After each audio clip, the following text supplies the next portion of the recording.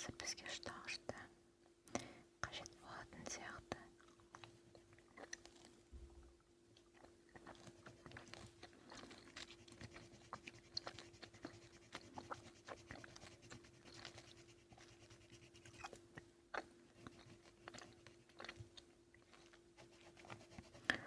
Сағыз ащы емес, өте тәтті да емес. Дәмі жағымды әйтеуір. Қатты да емес, жұмсақ та емес. Сондай орташа. Өте үлкен де емес, кішкентай да емес.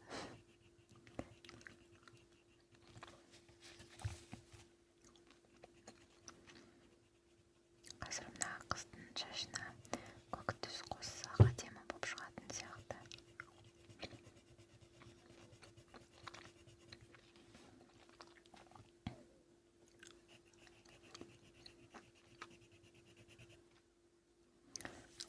Алдымен былай жерді бояйық та, сосын линадан бастайықшы қазір.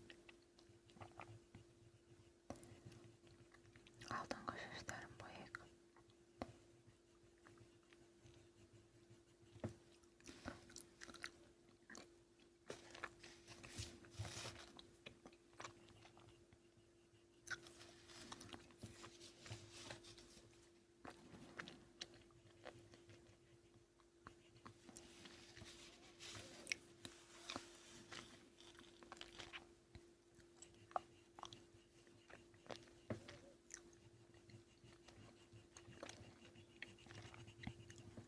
Бұрып бояйық та.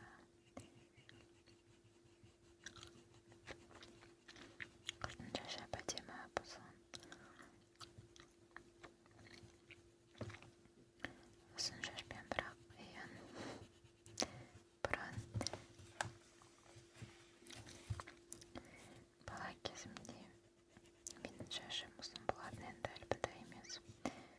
Былай белден келген шығар. Оны өріп қойған кезде осылай белден келіп тұратын, үстіден былай алып екіге өретін еді ғой бұрын.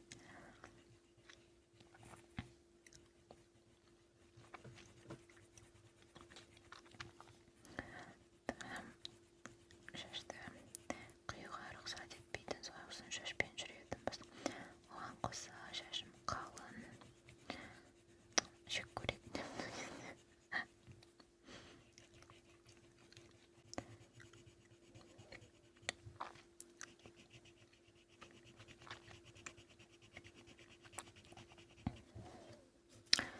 Оған қоса мен ойлаймын, кішкентай кезде одан да қысқа шашпен жүрген әдемі сияқты ғой, білмеймін.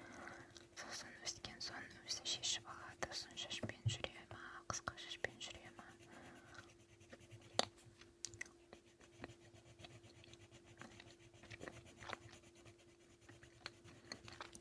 Енді таза қысқа шашпен емес, әрине. Мектепте оқыған соң мындай бәрі шаш өру керек болады, әртүрлі прическалар жасау керек. Қазір мен ұштағыш шалымнан ұштап алайын. Міне ұштағыш таптым.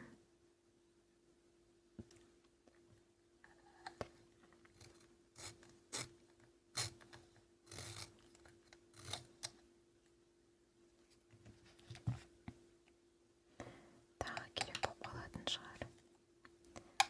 Мынандай ұштағыш негізі ыңғайлы расымен де мектеп оқушыларына. Бірақ енді мектеп оқушысынан басқа кімге керек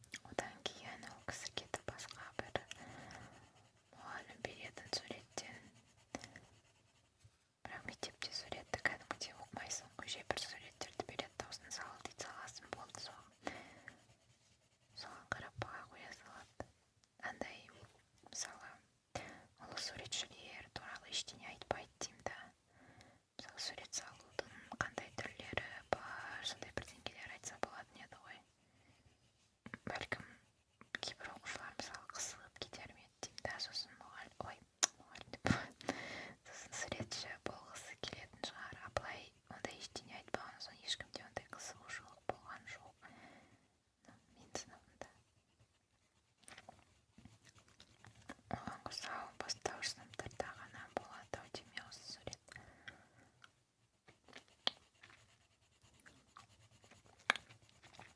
Сосын сызу болатын, бірақ сызуда да айтпайтын, не үшін сызамыз сосын бәрін.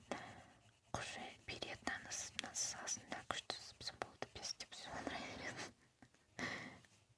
Бірақ маған сол кезде ұнайтын сызған, өйткені менде андай не болды да, мынандай ұзын мөлдір келген сызғыш. Сондай мен өйткені ыңғайлы да сызған, ұзын 30 сантиметрлік болды. Сосын екі түрлі қарындаш болатын. Біреуі андай жасыл қарындаш бар ғой. Ой, сырты жасыл, бірақ өзі кәдімгі қара қарындаш. Сол маған қатты ұнайтын екен, ол ақырын сызылады да қатты баспайды. Мен сосын өшірген кезде әдемі өшіріледі, мен өйтіп қатты баспауға тырысатын. Жалпы бұрын білмеймін, бәлкім мамам ұрысқан соң шығар, өйтіп қатты баспайтынбыз. Өйткені мама бір қате кетсе дәптерде бір жер кір болса болды, әйтеуір шығаратын соған бола. Мына кір енді соны өшіріп, анау лезвиемен бүйтіп кетіріп сөйтіп отыратын. Енді ол бастауыш сыныптарда болды солай. Сосын өскеннен кейін анам сабағымызды қарамайтын біздің, өйткені айтатын, мен бұл түсінбеймін, ошағын өздеріңіз істейсіңдер деп. Сол кезде кетті ғой менікі, мен кірмес баласы көрінемін, ондайына қарамайтын. Жалпы қазір де қараймын да, мысалы менде күнделіктер бар да, күнделіктеріме қарасам бір аккуратный келген күнделік жоқ қой, іші шимай солай быт-шыт болып отыр бәрі. Алай күштілеп істеймін деп алам, бастаймын да, бірақ үйтпеймін. Қанша тырыссам да іші быт-шыт болып кетеді.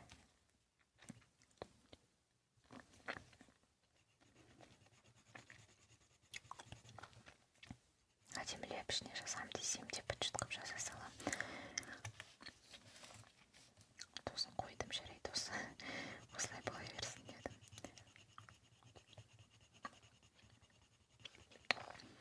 Андай бар емес па кейбір қыздар, бәлкім ұлдарда да бар шығар, ішін сәндеп әдемілеп істейді ғой. Өйтіп істей алмайды екен мүлде.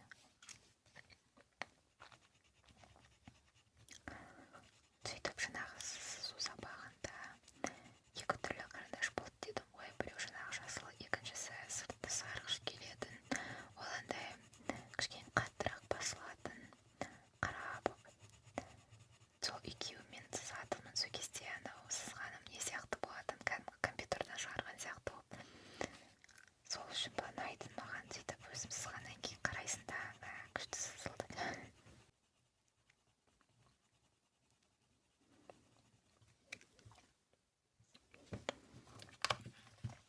Бұрын мен бірақ заттарға қатты бауыр басып қалатынмын. Мысалы, менің сүйікті затым болса, бергім келмей, біреудің ұстағанын ұнатпайтын солай. Қазір бірақ олай айтпауға тырысамын, өйткені енді зат дәрі қалатын нәрсе ғой.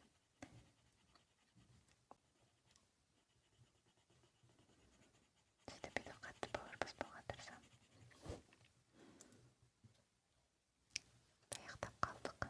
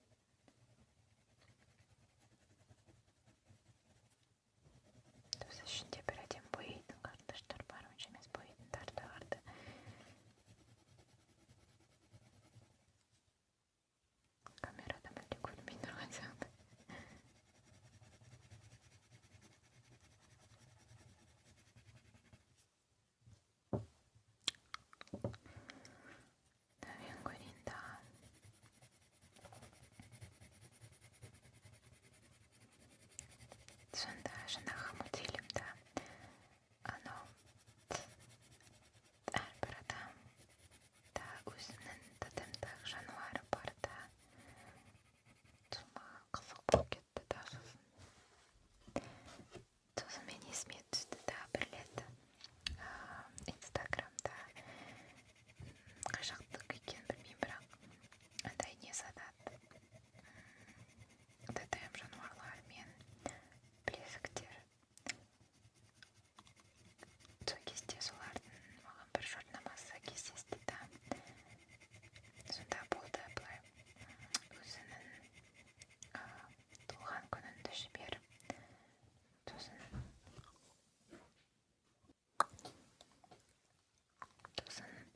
сенің енді тотемдік жануарын жібереміз деп, сол есіме түсіп кетті да, сосын қайта қарағам ғой сол сообщениені. Сол кезде менде 3 жануар жіберіпті маған.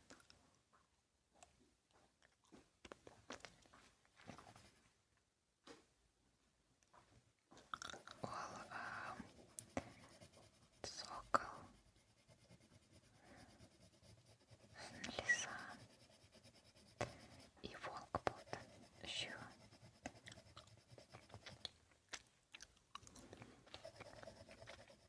Сосын сонда осы үшеуінің біреуін таңда деді.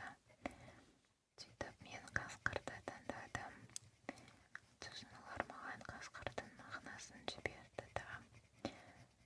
Сосын соны оқысам кеше былайша келетін сияқты ма, білмеймін. Тотемнің белгісі бойынша мен еркіндікті ұнатады екенмін. И ол рас. Сондықтан ойланып келдім да, жарайды қасқыр шығармын деп шештім.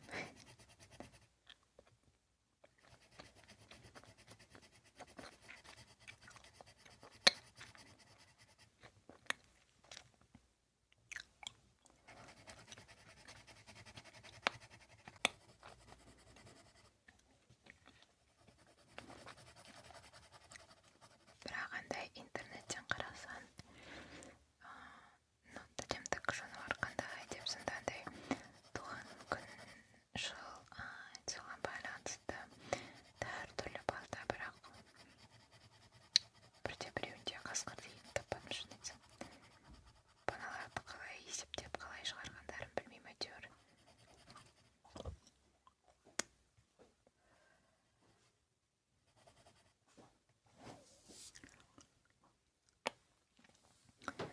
Бірақ әйтеуір қасқырсын деді. Көндік.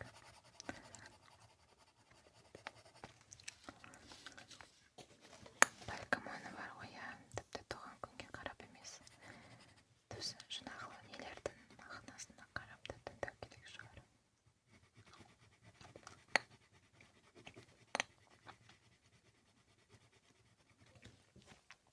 Мен енді андай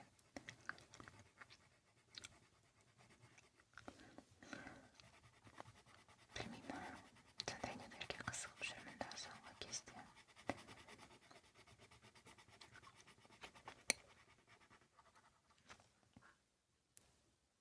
Көрініп тұрған сияқты көк бопия.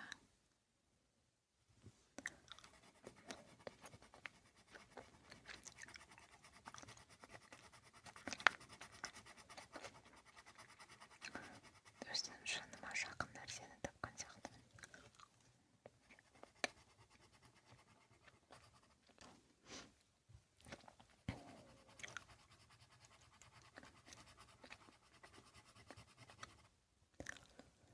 Жиырма үш минут болыпты. Осынша шымен аяқтаймыз ау деймін.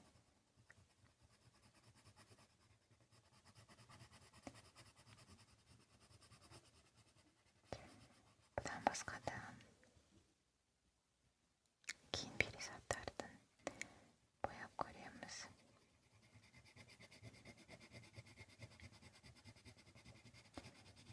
Бізде сол перизатта көз осы неде бар ғой, ішінде маған ұнайтыны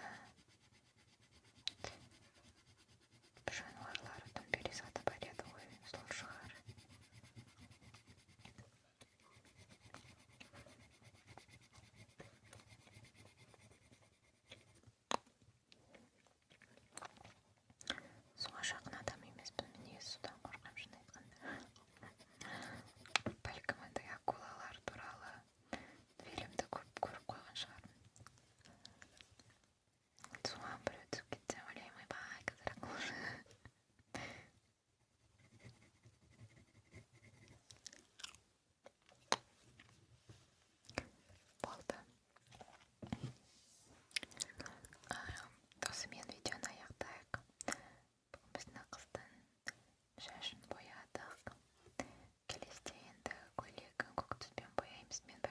көк түсті